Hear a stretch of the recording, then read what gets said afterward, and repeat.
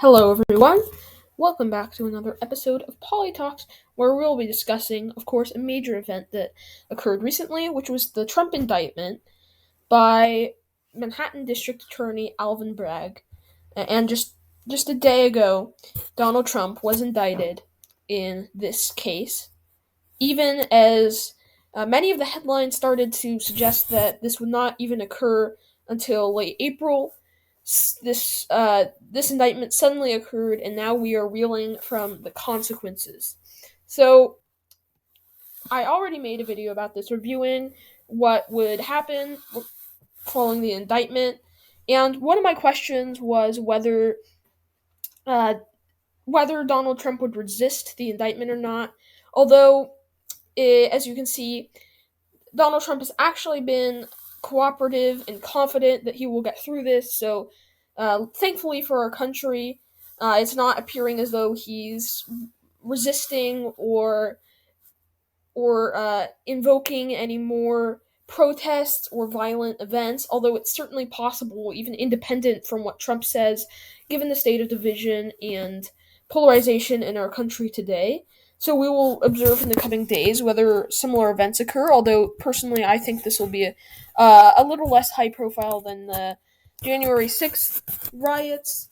However, it still has many more consequences. The first, of course, is Trump is running in the 2024 Republican primary, which will begin next year, and this is a bad look for him to have to be dealing with all these legal shenanigans, and it's simply more baggage that Trump has to deal with, which he certainly could do without at this stage, especially as many of his other Republican contenders have practically none and appear much stronger candidates.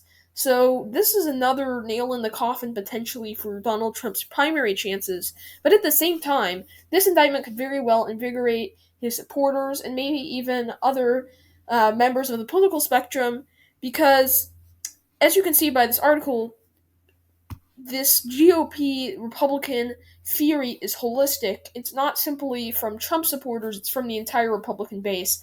Because even though all Republicans, including Mitch McConnell, people like that, may not agree with Donald Trump necessarily, they all agree that this is likely a politically motivated attack and indictment. So they will certainly be fighting this, and this could actually have an opposite effect, as Democrats would hope, and may even invigorate Donald Trump in the primary and general election, especially the primary election.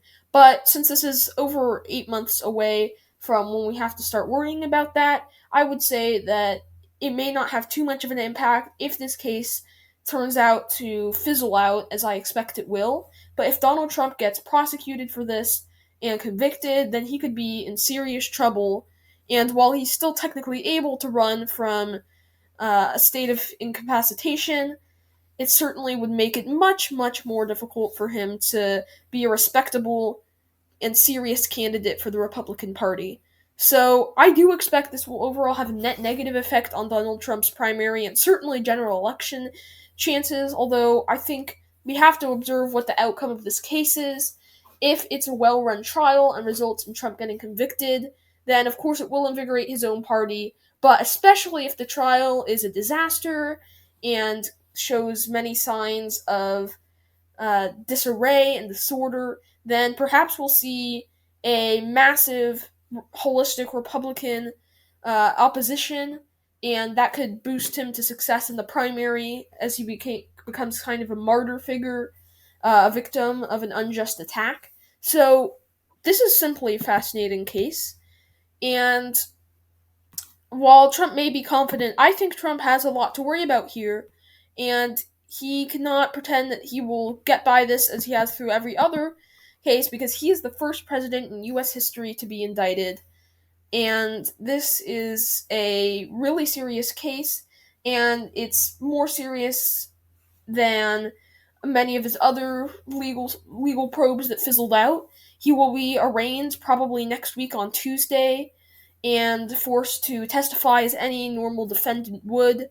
Or sorry, not forced to testify, but forced to show up in court. So we will be observing this trial over the next few days, and see where it's going, but it could be a while before we observe the true impacts of this, and it all depends on the outcome and kind of case of the trial. So, state of the trial. So, thank you for watching this quick update. It is simply a recap of Donald Trump's consequences from this indictment, and I hope it is enlightening as we head into the next election cycle and primary cycle in the next few months or years, I should say.